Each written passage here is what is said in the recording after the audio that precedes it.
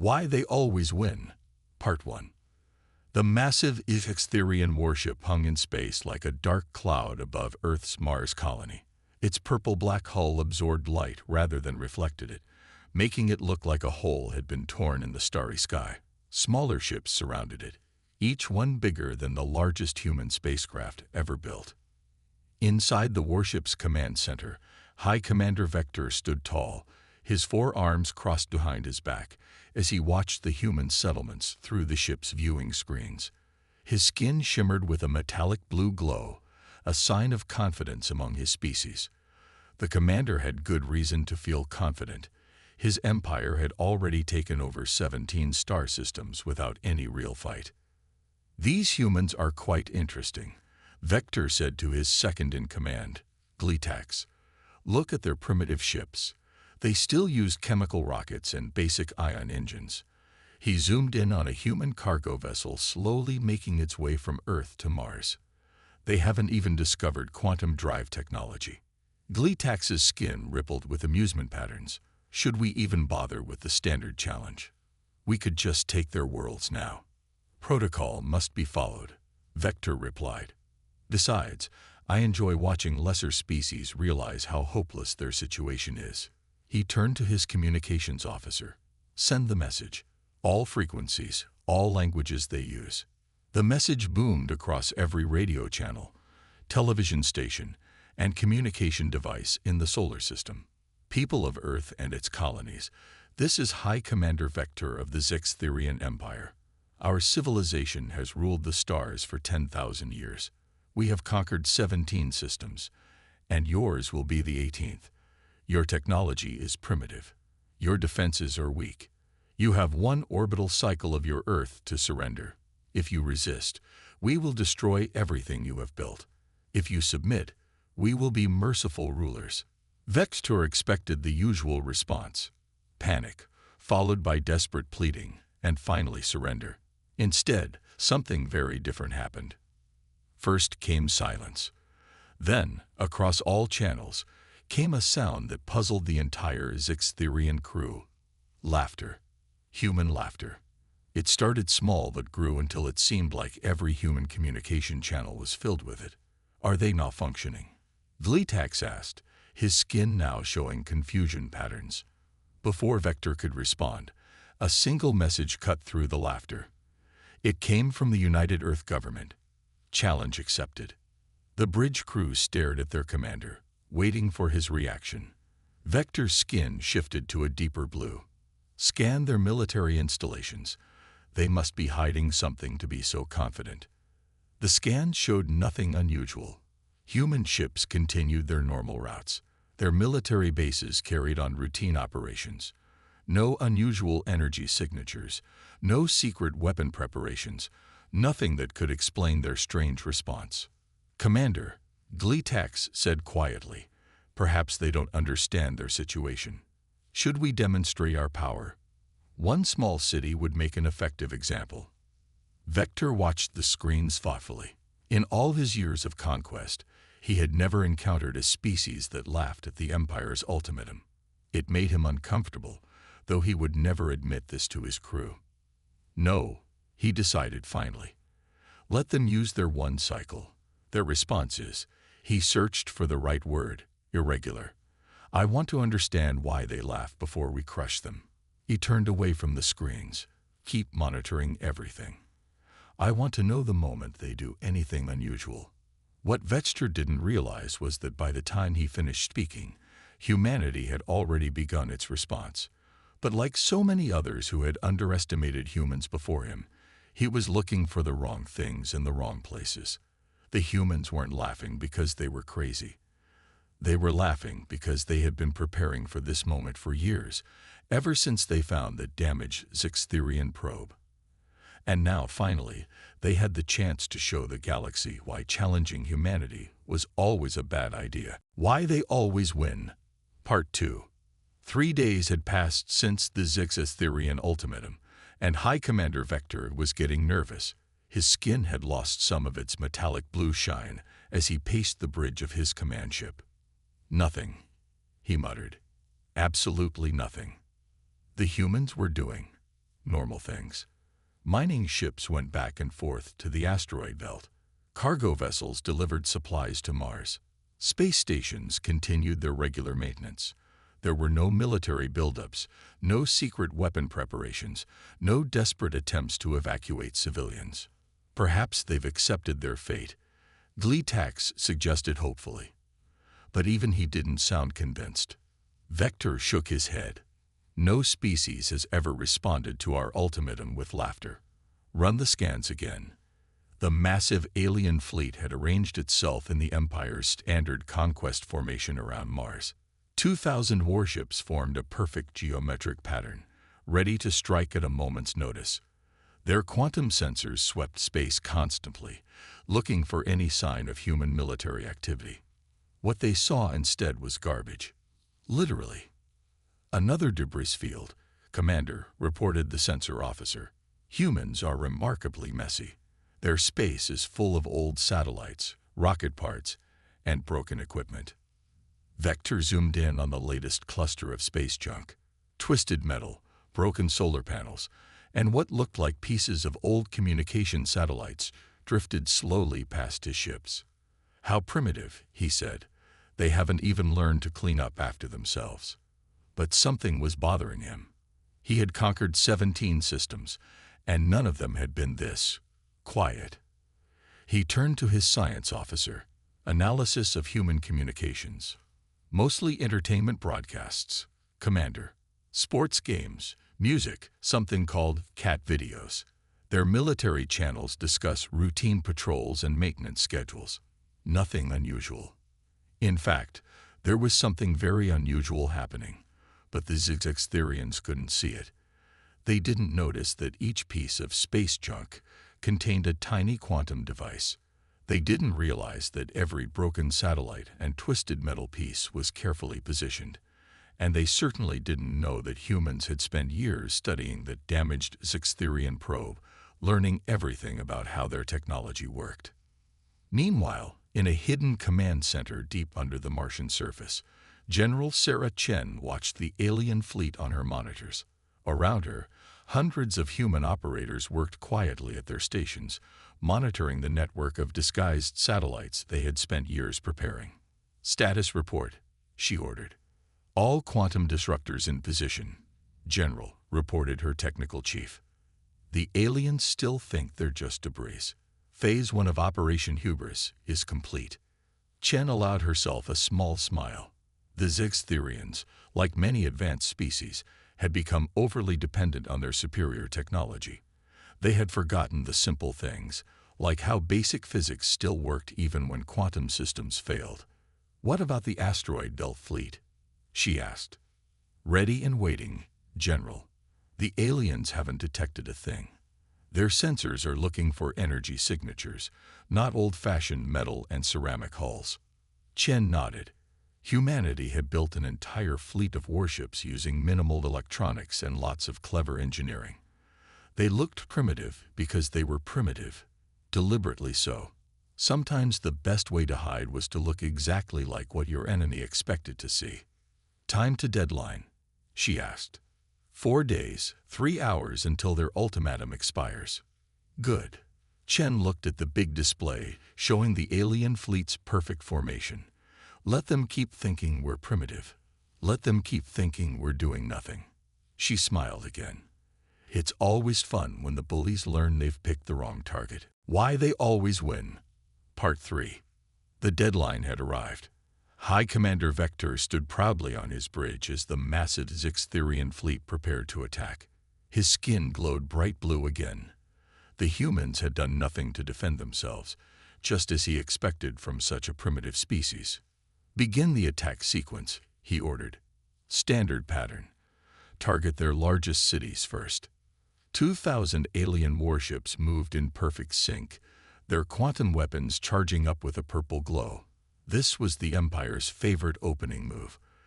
A simultaneous strike from every ship, overwhelming any possible defense. No civilization had ever survived it. "Weapons at full power," Gleetax reported. "Ready to fire on your command." Vector raised one of his 4 arms dramatically. Fire. Nothing happened. Fire, he repeated, more forcefully this time. Still nothing. Why aren't our weapons working? Vector demanded, his skin shifting to an alarmed green color. That's when the space garbage around his fleet came to life. In the Martian Underground Command Center, General Chen gave the order. Activate all quantum disruptors. Now. Thousands of disguised satellites lit up at once.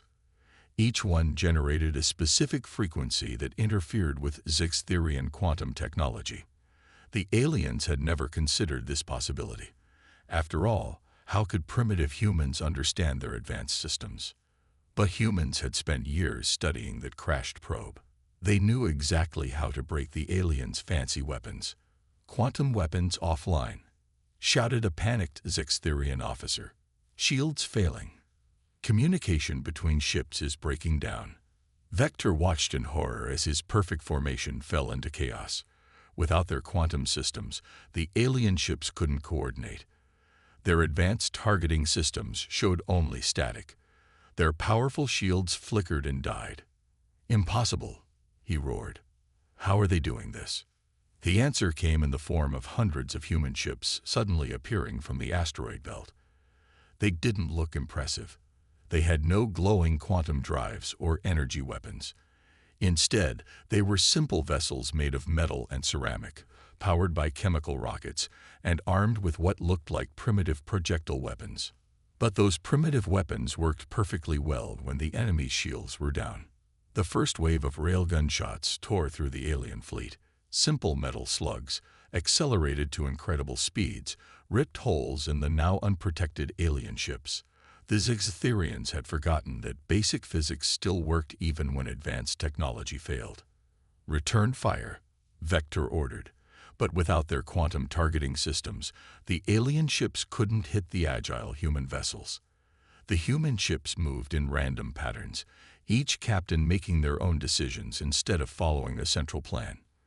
To the Zixtherians, who always fought as a perfectly coordinated unit, this chaos was impossible to predict.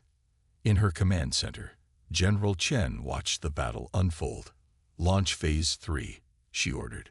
Small human fighters zipped between the larger alien ships, firing electromagnetic pulse weapons that further disabled their systems. The proud Zixtherian fleet, which had conquered 17 star systems, was being taken apart by what they had dismissed as primitive technology. This is impossible, Gleetax whispered, watching another warship explode. They're savages. They shouldn't be able to do this. Vector's skin had turned pale green with fear. He finally understood the human laughter from 7 days ago. They hadn't been crazy. They had been laughing because they knew something he didn't. Sometimes the simplest solutions were the best ones. Why they always win. Part 4. The battle had turned into a complete disaster for the Zixtherian fleet. High Commander Vector watched helplessly as more of his ships exploded around him. His perfect formation had broken apart, and his crews were panicking. Retreat, he ordered. All ships, retreat. But without their quantum communications, the order couldn't reach the other ships. Each vessel was alone, fighting for survival against the surprisingly deadly human fleet. The human strategy became clear now. They attacked in small groups, each one moving differently. While one group fired their railguns from long range, another would zip close to disable more systems with electromagnetic pulses. Some human ships even used old-style chemical rockets to spray clouds of metal pellets into space, creating deadly clouds that shredded alien hull plates. They're not fighting like a proper military, Gleetax shouted in frustration. There's no pattern, no organization. He was wrong. There was organization, but not the kind the Zixtherians understood. Each human ship captain made their own decisions, adapting to the situation in front of them. Where the aliens expected order, they found creative chaos. In her underground command center, General Chen received a message from the President of the United Earth Government. Status report, the President asked. Going better than expected, Chen replied. Their fleet is in chaos. No casualties on our side yet. They still can't target us properly without their quantum systems. And the civilian populations? Safe. They never got a chance to fire on our cities. Chen studied her displays. I think it's time for the next phase. Permission to proceed. The president nodded. Granted. Remember, we're not here to destroy them, just to teach them a lesson. Chen turned to her communications officer. Send the message. All frequencies they can still receive. Vector was trying to restore some order to his fleet when the message reached his ship. It came through on simple radio waves, in clear Zixtherian language. Attention Zixtherian fleet. You have lost over 300 ships. Your weapons are useless. Your formations are broken. But we are not like you. We don't want to destroy you completely. Power down your remaining weapons, and we will discuss terms. They're offering mercy. Vlitax asked in disbelief. After what we threatened to do to them. Vector's skin had turned a deep purple, the color of confusion in his species. He had never faced a situation like this. In 17 conquests, his fleet had never lost, and no species had ever offered peace in the middle of battle. But the humans weren't finished. Their message continued. We know you're wondering how we defeated you. The answer is simple. We learned. 7 years ago, one of your probes crashed on Mars. We studied it. We understood it. And then we planned how to beat it. While you saw us as primitives, we were actually preparing. Every piece of space junk around your ships was placed there carefully. Every primitive weapon was designed specifically to work when your advanced technology failed. Vector sank into his command chair. Now he understood why the humans had laughed at his ultimatum. They had been ready for him all along. His mighty empire had walked straight into a trap that had taken years to prepare. The message ended with words that would be remembered throughout the galaxy. This is why you don't challenge humans. We don't just fight. We learn, we plan, and we adapt. Now, shall we discuss those terms? Why they always win. Part 5. 1 month after the battle, High Commander Vector stood in a large meeting room on Mars, his skin shifting between purple, confusion, and gold, respect, as he signed the peace treaty. Around him, human and Zixtherian officials watched the historic moment. I still don't fully understand, he said to General Chen, who stood across the table. You could have destroyed our entire fleet. Why didn't you? Chen smiled. Because that's not how humans prefer to win. Destroying an enemy is easy. Turning them into friends. That's a real victory. The peace terms were surprisingly generous. The Zixtherian Empire would respect human space and stop its conquests of other civilizations. In return, humans would share some of their primitive technology. Both species would help each other grow and learn. But how did you know our weaknesses so well? Vlitax asked. He had been allowed to attend as Vector's second-in-command. That probe crash, was it really an accident? Chen's smile grew wider. Would you believe me if I said we shot it down? 7 years ago, we detected your probe at the edge of our solar system. We figured out its purpose and decided to study it up close. Vector's skin flashed bright gold. You planned this from the beginning. The probe, the years of preparation, the space debris. He shook his head in amazement. While we thought we were hunting you, you were actually hunting us. Not hunting, Chen corrected. Teaching. Your empire needed to learn that advanced technology isn't everything. Sometimes simple solutions work better. And more importantly, you needed to learn that conquering others isn't the best way to become strong. As if to prove her point, human engineers were already working with Zixtherian technicians in the next room. The aliens were fascinated by human railgun technology. So simple, yet so effective. Meanwhile, human scientists study the alien quantum systems, finding ways to improve them by making them less complex. Your empire has ruled through fear for 10,000 years, Chen continued. But imagine how much more you could achieve through cooperation and friendship. Vector looked out the window at the Martian colony. Human and Zixtherian ships now moved peacefully through the sky together.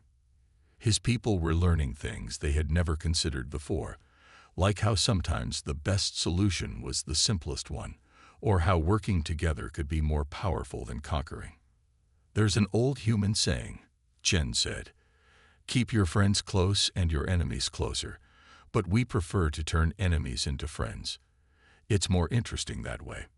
1 year later, a new alien fleet approached human space. Like the Zextherians before them, they thought their advanced technology made them invincible. But before they could even make their threats, they received a surprising message. It came from a joint fleet of human and Zextherian ships. Vector himself, now an ambassador of peace, spoke to them. "Before you make a terrible mistake, let me tell you a story about why challenging humans is always a bad idea. You see, 1 year ago, I led a fleet of 2,000 ships to conquer them. The message spread across the galaxy. If you meet humans in space, don't try to conquer them. They'll either become your best friends or your worst nightmare. And they're incredibly good at both."